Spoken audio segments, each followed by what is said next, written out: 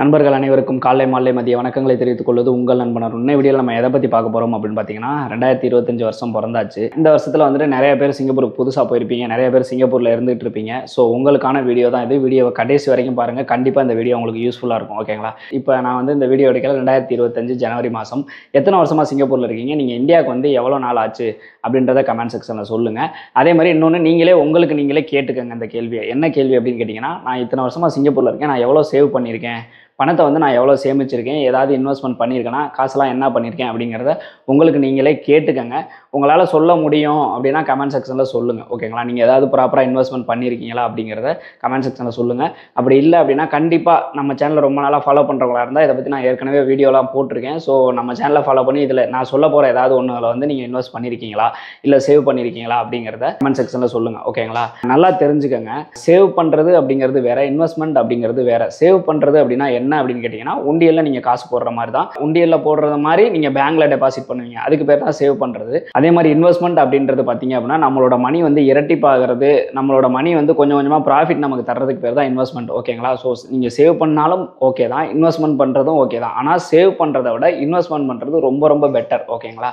So save பண்ணுறதுக்கும் idea தரேன், இன்வெஸ்ட்மெண்ட்டுக்கும் idea தரேன். அதுதான் இந்த வீடியோ. ஓகேங்களா? உங்களுக்கு வந்து நீங்கள் வெளிநாடு போன கடன் இருக்கலாம், உங்களுக்கு நிறையா பிரச்சனைகள் இருக்கலாம், தங்கச்சியை கட்டி கொடுக்கணும், வீடு கட்டணும், 1008 இருக்கலாம். ஆனால் நீங்கள் சம்பாதிக்கிற பணத்திலிருந்து அட்லீஸ்ட் மாதம் வந்து ஒரு $10 $20 ஏதாவது சேவ் பண்ண ஸ்டார்ட் பண்ணுங்கள். சிறு துள்ளி பெருவெள்ளம் அப்படின்ற மாதிரி கண்டிப்பாக அது ஃபியூச்சரில் வந்து மிகப்பெரிய தொகையாக மாறுறதுக்கு வாய்ப்புகள் அதிகமாக இருக்குது. ஓகேங்களா? ஸோ தயவு செய்து இந்த இயர்லையாவது இதை ஸ்டார்ட் பண்ணுங்கள்.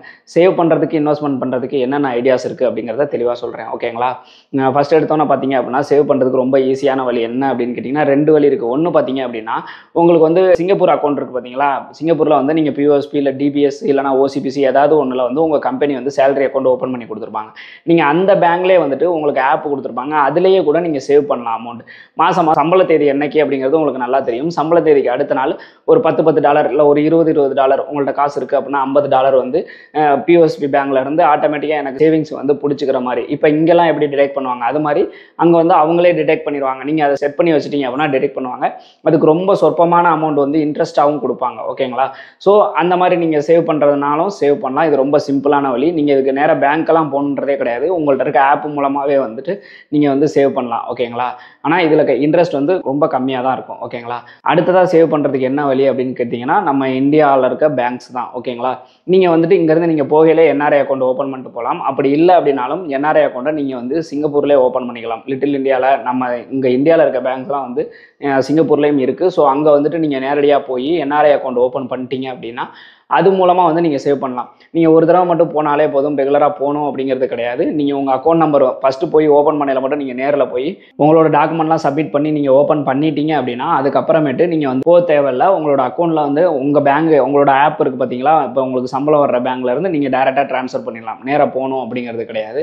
இது வந்துட்டு மாதம் ஒரு அமௌண்ட்டை வந்து நீங்கள் ட்ரான்ஸ்ஃபர் பண்ணி வச்சுக்கிட்டீங்க அப்படின்னா இது ஒரு நல்ல சேவிங்ஸாக இருக்கும். ஓகேங்களா? சேவிங்ஸில் இதுதான் பெஸ்ட்டு. அடுத்ததாக பார்த்தீங்கன்னா இன்வெஸ்ட்மெண்ட்டுக்கு வருவோம். இன்வெஸ்ட்மெண்ட்னா என்ன அப்படின்னா நம்ம வந்து ஒரு பொருளை வந்து பணத்தை போடுறோம் அப்படின்னா அது வந்து பின்னாடி வந்து அதோட மதிப்பு கூடும் அப்படின்னா அதுதான் இன்வெஸ்ட்மெண்ட் அப்படின்ற மாதிரி சொல்லுவோம். ஸோ இன்வெஸ்ட்மெண்ட்டில் எது பெஸ்ட்டு அப்படின்னு கேட்டிங்கன்னா ஃபஸ்ட்டு என்ன கேட்டிங்க அப்படின்னா வந்துட்டு கோல்டை தான் சொல்லுவேன். ஆனால் நிறைய பேர் வந்துட்டு கோல்டு அதிகமான அமௌண்ட் ஆகும் அப்படின்ற மாதிரி சொல்லுவாங்க. சிங்கப்பூரில் நான் எப்படி கோல்டு வந்து சேவ் பண்ணேன் அப்படின்னா மெக்சிகாஸ் போவேன். மெக்சிகாஸில் போயிட்டு மெக்சிகாஸ்ன்னு கிடையாது, நீங்கள் எங்கே வேணாலும் போகலாம். நான் எப்படி சேவ் பண்ணேன் அப்படின்னா மெக்சிகாஸில் போயிட்டு இப்போ வந்துட்டு ஒரு பவுன் 2 பவுன் செயின் இருக்குது, ஏதாவது ஒரு பொருள் இருக்குது அப்படின்னா வந்துட்டு எனக்கு பிடிச்ச மாதிரி இருந்துச்சு அப்படின்னா அதை வந்து நான் வாங்குறேன் அப்படின்னா இப்போ ஒரு உதாரணத்துக்கு $1000 ஒரு பொருள் வாங்குறேன் அப்படின்னா நான் $100 மட்டும் நான் கொடுத்தேன்னா போதும். அதை வந்து என் பேரில் வந்து ரிஜிஸ்டர் பண்ணி என்னோட ஒர்க் பர்மிட் நம்பர் போட்டு ரிஜிஸ்டர் பண்ணி வச்சுருவாங்க. மெக்சிகாஸுக்கும் ஆப் இருக்குது, நம்ம நேராக திருப்பி போகணுங்கிறதே கிடையாது. மாதம் என் கையில் இருக்க அமௌண்ட்டை வந்து கட்டலாம். அதுவும் பார்த்தீங்க அப்படின்னா மெக்சிகாஸில் 6 மாதம் வரைக்கும் நீங்கள் கட்டுறீங்கல்ல அமௌண்ட், அந்த நகை வந்து உங்கள் பேர்லேயே தான் இருக்கும். 6 மாதத்துக்குள்ள நீங்கள் கட்டி அதை எடுத்துட்டீங்க அப்படின்னா ₹1 கூட இன்ட்ரெஸ்ட் கிடையாது. ஆனால் இன்றைக்கி கோல்டு ரேட் எவ்வளோ இருக்கும், அடுத்த 6 மாதத்தில் எவ்வளோ இன்க்ரீஸ் ஆகும் அப்படிங்கிறது உங்களுக்கே தெரிஞ்சிருக்கும். ஆனால் நீங்கள் என்னைக்கு எடுக்கிறீங்களோ அன்னைக்கு இருக்க கோல்டு ரேட்டில் தான் அது இருக்கும். ஓகேங்களா? நீங்கள் பணத்தை கூட முழுசாக கட்டியிருக்க மாட்டீங்க, ஆனால் கோல்டு ரேட் எங்கேயோ போயிருக்கும். அப்படிங்கிறப்ப இது வந்து ஒரு பெஸ்ட்டான வழி. கோல்டு ரேட் எவ்வளோ வேகமாக ஏறிக்கிட்டு இருக்குது அப்படிங்கிறது உங்களுக்கே தெரியும். ஸோ கோல்டில் இன்வெஸ்ட் பண்ணுறது பெஸ்ட்டான ஐடியா. ஓகேங்களா? உங்களுக்கு மெக்சிகாஸ் தான் கிடையாது, நிறையா கடைகள் இருக்குது, இந்த மாதிரி நிறையா பண்ணுறவங்க இருக்காங்க. மணிமேக்ஸ் இருக்குது, சிங்கப்பூரில் இருக்க நிறையா நகை கடைகள் இந்த மாதிரி சீட்டு போட்டு இந்த மாதிரி நகை எடுத்து வச்சுட்டு கட்டுற மாதிரி நிறையா பண்ணிட்டு தான் இருக்காங்க. ஸோ இது மாதிரி பண்ணலாம். இது ஒரு பெஸ்ட்டான ஐடியா.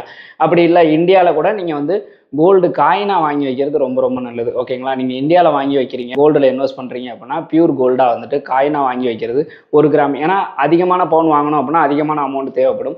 1 கிராம் 2 கிராம் அப்படின்னா வந்துட்டு உங்களுக்கு 7,000 அந்த மாதிரி தான் தேவைப்படும். ஸோ கிராம் வந்து இப்போ 7,000 8,000 அந்த மாதிரி தான் போயிட்டுருக்கு. ஸோ அந்த அமௌண்ட் இருந்தாலே போதும். நீங்கள் கோல்டு காயினாக வாங்கி வச்சிங்க அப்படின்னா பின்னாடி நீங்கள் அதை வந்து நகையாக செய்கிறப்ப அதோட மதிப்பே வேறையாக இருக்கும். இது மாதிரி வந்து நிறைய பேர் இந்த மாதிரி பண்ணிகிட்டு இருக்காங்க. ஓகேங்களா?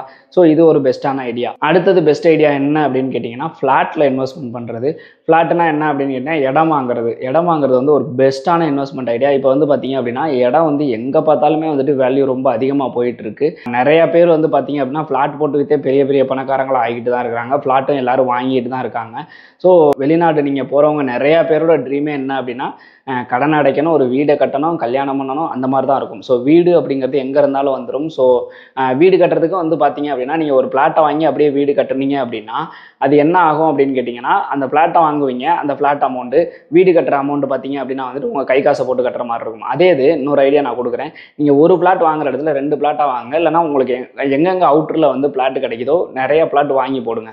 இதுக்கெல்லாம் காசுக்கு எங்கே போகிறது அப்படின்னு கேட்டிங்கன்னா, இதெல்லாம் வந்துட்டு நீங்கள் இந்த பெரிய இன்வெஸ்ட்மெண்ட்லாம் வந்து உங்களை கடனை முடிச்சுட்டு தான் உங்களால் பண்ண முடியும். ஸோ கடனை முடிச்சுட்டு பிளாட்டை நிறையா வாங்கி போடுங்க. ஒரு 2-3 பிளாட் வாங்கி போடுறீங்கன்னு வச்சுக்கோங்களேன். இப்போ அதை வாங்கி போட்டு ஒரு 5 வருஷம் விட்டுருங்க. ஸோ நீங்கள் 5 வருஷம் விட்டதுக்கப்புறம் அதோட மதிப்பு வந்து டபுளாக ட்ரிபிளாக மாறி இருக்கிறதுக்கான வாய்ப்புகள் இருக்குது. அது நீங்கள் எங்கே வாங்குறீங்கன்றதை பொறுத்து இருக்குது. நீங்கள் எங்கே வீடு கட்டணுமோ அந்த இடத்த மட்டும் வச்சுக்கிட்டு மீதி ஃப்ளாட்டை விற்றீங்க அப்படின்னா நீங்கள் வாங்கினதை விட டபுள் மடங்காக ட்ரிபிள் மடங்காக விற்கிறப்போ ஸோ அந்த காசை வச்சே வந்து நீங்கள் வந்து வீடை கட்டிட முடியும். ஸோ இதுக்கு லோன் போடணுன்ற அவசியம் இல்லை. இல்லை நீங்கள் வீடு கட்டுறதுக்கு லோன் போடணும் அப்படின்னாலும் நீங்கள் சிங்கப்பூரில் இருக்கிறதுனாலையும் நான் சொன்ன மாதிரி என்ஆர்ஐ அக்கௌண்ட் ஓப்பன் பண்ணி சேவ் பண்ணியிருந்தீங்க அப்படின்னாவும் கண்டிப்பாக வந்து உங்களுக்கு ஈஸியாக லோனும் கிடைக்கும். நீங்கள் லோன் போட்டும் வீடு கட்டலாம். ஓகேங்களா? ஸோ ஃப்ளாட் வாங்கி போடுறது அப்படின்றது ஒரு பெஸ்ட்டான இன்வெஸ்ட்மெண்ட் ஐடியா.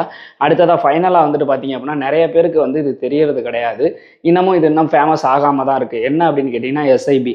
எஸ்ஐபினா வந்துட்டு நிறைய பேருக்கு தெரியாது. மியூச்சுவல் ஃபண்டு, இது ஷேர் மார்க்கெட்டு தான். ஷேர் மார்க்கெட்டுன்னு தான் சொல்லுவாங்க. ஷேர் மார்க்கெட்னாவே எனக்கு இது எதுவுமே தெரியாது அப்படிங்கிற மாதிரி நிறைய பேர் பயப்படுவாங்க. ஷேர் மார்க்கெட்டில் எஸ்ஐபியில் இன்வெஸ்ட்மெண்ட் பண்ணுறது பெஸ்ட்டு. ரிஸ்கே கிடையாது. இது எப்படின்னு பார்த்தீங்கன்னா லாங் டேர்ம் இன்வெஸ்ட்மெண்ட் தான். ஒரு உதாரணத்துக்கு சொல்லணும் அப்படின்னா இப்போ எப்படி நீங்கள் போஸ்ட் ஆஃபீஸில் பணம் போடுறீங்க பார்த்தீங்களா, சேம் அதே தான். கரெக்டான அந்த புரோக்கரை மட்டும் கரெக்டாக பிடிக்கணும். நிறைய பேர் இருக்கிறாங்க. நான் எதில் பண்ணிக்கிட்டு இருக்கேன் அப்படின்னா ஷேர்கானில் தான் நான் பண்ணிக்கிட்டு இருக்கேன். லாங் டேர்மாக பண்ணிக்கிட்டு இருக்காங்க. ரொம்ப தெளிவாக பண்ணிக்கிட்டு இருக்காங்க. அதே மாதிரி நிறைய இருக்குது. இப்போ நான் ஷேர்கானில் பண்ணுறேன்ல, இது வந்து ரொம்ப காலமாக பண்ணிக்கிட்டு இருக்காங்க. ஆனால் இதுக்கு வந்து ப்ரோக்கரேஜ் கமிஷன் கொஞ்சம் அதிகம். ஆனால் ரொம்ப ட்ரஸ்டபுளானது. அவங்களே எல்லாமே பார்த்துக்குவாங்க. இதே இது ப்ரோக்கரேஜ் கமிஷன் ரொம்ப கம்மியாலாம் வந்துட்டு நிறையா இருக்குது. உங்களுக்கு எதில் கம்ஃபர்டபுளாக இருக்கோ அதில் நீங்கள் பண்ணுங்கள். நான் இப்போ ஷேர்கானில் எதனால் பண்ணுறேன் அப்படின்னா, நான் ஃபஸ்ட்டு நான் பண்ண ஆரம்பிக்கிறப்ப எனக்கு இதை பற்றி எந்த ஐடியாஸுமே இல்லை. ஆனால் பண்ணணும், எஸ்ஐபி பண்ணணுன்றது ஐடியா இருந்துச்சு. ஆனால் எப்படி பண்ணணும் அப்படிங்கிறது எனக்கு தெரியாது. ஸோ வந்து ஷேர்கானில் வந்துட்டு கஸ்டமர் சப்போர்ட் டேரெக்டாகவே இருக்கும். நமக்கு வந்து நம்ம என்ன டவுட் கேட்டாலும் அவங்க நம்பர் கொடுத்துருவாங்க. நம்ம ஃபோன் பண்ணி கேட்டுக்கலாம். எப்பயுமே நம்ம கூட கான்டாக்டில் இருப்பாங்க. அதனாலே வந்து ப்ரோக்கரேஜ் அதிகமாக இருந்தாலும் பரவாயில்லன்ட்டு நான் ஷேர்கானில் போட்டேன். ஸோ உங்களுக்கு எதில் வசதியாக இருக்கோ அதில் போட்டுக்காங்க. இப்போ நான் மந்த்லி வந்து அதில் 5,000 வந்து என்னோட அக்கௌண்ட்லேருந்து ஆட்டோமேட்டிக்காக டிடெக்ட் ஆகிற மாதிரி இந்த டேட்டில் டிடெக்ட் ஆகணும் அப்படிங்கிற மாதிரி நான் போட்டுட்டேன் அப்படின்னா எனக்கு ரெகுலராக டிடெக்ட் ஆகிட்டே இருக்குது. ஒரு உதாரணத்துக்கு இப்போ நான் 1 வருஷமாக பண்ணிட்டு இருக்கேன்னா என்னோட அமௌண்ட் எவ்வளோ இருக்குது அப்படின்னு கேட்டிங்கன்னா 1 லட்சம் வந்து நான் இன்வெஸ்ட்மெண்ட் பண்ணியிருந்தேன். 50,000 எனக்கு ப்ராஃபிட்டில் இருக்குது. 1,50,000 இருக்குது. இது இன்னும் சில வருஷங்களில் இப்போ அடுத்த வருஷம் நான் பண்ணேன் அந்த 1,50,000க்குமே வந்து எனக்கு ப்ராஃபிட் கிடைக்கும். ஸோ இது மாதிரி வந்து நம்ம இன்வெஸ்ட்மெண்ட் அப்படியே ரெகுலராக நம்ம பண்ணிக்கிட்டே இருக்கிறப்ப நமக்கு தேவைப்படுறப்ப க்ரோரில் வந்து கிடைக்கிறதுக்கான வாய்ப்புகள் இருக்குது. ஸோ இது வந்து ஒரு பெஸ்ட்டான ஐடியா. ஓகேங்களா? ஆனால் இதில் கொஞ்சம் ரிஸ்க்கும் இருக்குது. ரொம்ப ரிஸ்க் கிடையாது, பட் கொஞ்சம் ரிஸ்க் இருக்குது. கொஞ்சம் ரிஸ்க் இருந்தாலும் பரவாயில்ல, எனக்கு ப்ராஃபிட் அதிகமாக வேணும் அப்படின்னு நீங்கள் நினச்சிங்கன்னா எஸ்ஐபியில் இன்வெஸ்ட்மெண்ட் பண்ணலாம். அப்படி இல்லை நான் ரொம்ப குறைவான மாதம் ஒரு 1,000 ரூபா நீங்கள் இன்வெஸ்ட் பண்ணுறது பெரிய இது கிடையாது. ஸோ 1,000 ரூபாயாவது நீங்கள் எஸ்ஐபியில் இன்வெஸ்ட் பண்ணுறது பெஸ்ட்டான ஐடியா. ஓகேங்களா? ஸோ 2025 பிறந்துருச்சு. இனிமேல் அது சேவ் பண்ண ஸ்டார்ட் பண்ணுங்கள் தயவுசெய்து. சிங்கப்பூர் போனதுக்கு அப்புறமே நிறைய பேர் வந்துட்டு வருஷ கணக்கில் இருக்காங்க. நானே வந்து 15-16 வருஷம் இருந்திருக்கேன். அதுக்கு முக்கியமான ரீசன் என்ன அப்படின்னா ப்ராப்பராக வந்து நம்ம இன்வெஸ்ட்மெண்ட் பண்ணாமையும் ப்ராப்பராக சேவ் பண்ணாமல் இருக்கிறது தான் காரணம். அந்த தவிர நீங்களும் செய்யாதீங்க. ஏன்னு கேட்டிங்க அப்படின்னா வயசு போயிட்டே இருக்குது, வாழ்க்கை போயிட்டே இருக்குது. ஸோ அது குறுகிய டைமில் அதிகமாக சம்பாரிச்சு கரெக்டாக சம்பாரித்து அதை சரியான முறையில் இன்வெஸ்ட்மெண்ட் பண்ணிட்டு வந்துட்டீங்க அப்படின்னா நீங்கள் இன்வெஸ்ட்மெண்ட் பண்ண அமௌண்ட்டே நீங்கள் இங்கே வந்ததுக்கப்புறம் வந்து உங்களுக்கு ரிட்டர்ன்ஸ் கொடுத்துக்கிட்டே இருக்கும். ஸோ அதனால் வந்துட்டு இப்போ ப்ராப்பராக வந்து இன்வெஸ்ட்மெண்ட் பண்ணுறதுக்கு இப்போ இமீடியட்டாக ஸ்டார்ட் பண்ணுங்கள். இந்த இன்ஃபர்மேஷன்லாம் உங்களுக்கு பிடிச்சிருந்துச்சு அப்படின்னா இந்த வீடியோக்கு ஒரு லைக் பண்ணிடுங்க. இந்த மாதிரியான இன்ஃபர்மேஷன்லாம் ரெகுலராக நீங்கள் தெரிஞ்சுக்கணும்னு நினச்சின்னா மறக்காம நம்ம சேனலை சப்ஸ்கிரைப் பண்ணி பெல் ஐக்கானை கிளிக் பண்ணி வச்சுக்கோங்க. மீண்டும் ஒரு வீடியோவில் சந்திப்போம். பாய்.